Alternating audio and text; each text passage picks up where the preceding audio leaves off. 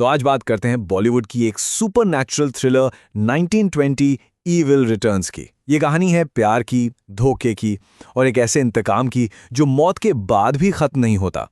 चलिए, कहानी के माहौल को समझने के लिए इसके हीरो जयदेव के दिल की आवाज सुनते हैं। वो एक शायर है जिसके लिए उसकी शायरी ही उसके टूटे हुए दिल का आईना है। तो इस पूरी कहानी को हम 4 हिस्सों में समझेंगे। हम देखेंगे कि कैसे खूबसूरत प्रेम कहानी बहुत ही जल्द एक डरावने, खौफनाक सफर में बदल जाती है। तो चलिए शुरू करते हैं पहले हिस्से से और देखते हैं कि ये कहानी हमें कहाँ लेकर जाती है। तो कहानी हमें मिलवाती है जयदेव से। वो एक बहुत मशहूर शायर है, लेकिन उसकी शायरी में खुशी नहीं, सिर्फ दर्द झलकता है। वजह? उससे लगता है कि उसका सच्चा प्यार स्मृति अब इस दुनिया में नहीं है और वो बस उसी की यादों में जी रहा है। और फिर एक दिन किस्मत एक अजीब खेल खेलती है। जयदेव को झील के पास एक बेहोश लड़की मिलती है जिसे अपने बारे में कुछ भी याद नहीं। जयदेव उसे घर ले आता है और उसका नाम संगीता रखता है, ये जाने बिना कि ये मुलाकात कोई इत्तेफाक नहीं है। अब जयदेव संगीता की देखभाल करने लगता है। धीरे धीरे 2 तन्हा दिल एक दूसरे का सहारा बन जाते हैं। उनके बीच एक अजीब सा रिश्ता बनने लगता है, जैसे वो एक दूसरे के दर्द को समझते हों। पर यह शांति ज्यादा देर टिकने वाली नहीं थी। कहानी में एक ऐसा मोड़ आने वाला था जो सब कुछ बदल कर रख देगा। संगीता का बर्ताव अचानक बहुत अजीब और हिंसक हो जाता है। उसे जब मेडिकल जांच के लिए ले जाया जाता है तो डॉक्टरों को कुछ ऐसा मिलता है जो नामुमकिन लगता है। और बस यहीं से ये कहानी एक रोमांटिक ड्रामा से एक खौफनाक हॉरर फिल्म बन जाती है। एक्सरे में जो दिखता है वो साइंस के हर नियम के खिलाफ है। संगीता के शरीर के अंदर किसी और इंसान के कंकाल के हाथ हैं जो उसकी गर्दन को जकड़े हुए हैं। इस एक खुलासे के बाद जयदेव के सामने अब एक ही रास्ता था, अतीत के पन्नों को पलटना और उस सच का सामना करना जो बहुत ही कड़वा था।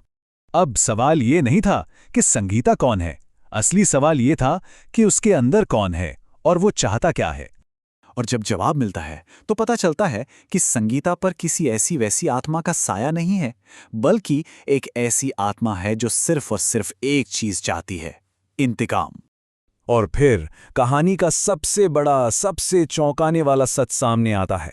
पता चलता है कि संगीता ही जयदेव का खोया हुआ प्यार स्मृति है और उसे तड़पाने वाली आत्मा वो कोई और नहीं बल्कि जयदेव का ही सबसे अच्छा दोस्त अमर है, जिसने जलन में आकर स्मृति को मार डाला था। तो एक तरफ है जयदेव का वो प्यार जो रूहानी है, जो बिना देखे ही हो गया था, और दूसरी तरफ है अमर की वो नफरत, वो जलन जो किसी की जान लेने से भी पीछे नहीं हटी। तो अब जब सब कुछ साफ हो चुका है, दुश्मन कौन है और वो क्या चाहता है, तो अब बारी है आखिरी लड़ाई की। स्मृति को बचाने का सिर्फ एक ही तरीका था, एक बहुत ही खतरनाक अनुष्ठान जिससे अमर की आत्मा को स्मृति के शरीर से हमेशा के लिए बाहर निकाला जा सके। तो प्लान बहुत सीधा लेकिन खतरनाक था। पहला कदम अमर की छिपी हुई लाश को ढूंढना, फिर स्मृति के शरीर को उस लाश से छुआना ताकि अमर की आत्मा वापस अपने शरीर में चली जाए, और आखिर में उस लाश को जलाकर आत्मा को हमेशा के लिए खत्म कर देना। लेकिन अमर की आत्मा इतनी आसानी से हार मानने वालों में से नहीं थी। क्लाइमैक्स में वो अपने ही कंकाल को जिंदा कर देती है और जयदेव को अपने ही दोस्त के ढांचे से लड़ना पड़ता है। सोचिए जरा। और इस लड़ाई के साथ ही हम पहुंचते हैं कहानी के आखिरी हिस्से पर। ये सिर्फ एक लड़ाई नहीं थी, ये प्यार और नफरत की जंग थी, और इस जंग में जयदेव अपनी जान की बाजी लगाकर अमर की आत्मा को हमेशा के लिए खत्म कर देता है और स्मृति को उस कैद से आजाद करा लेता है।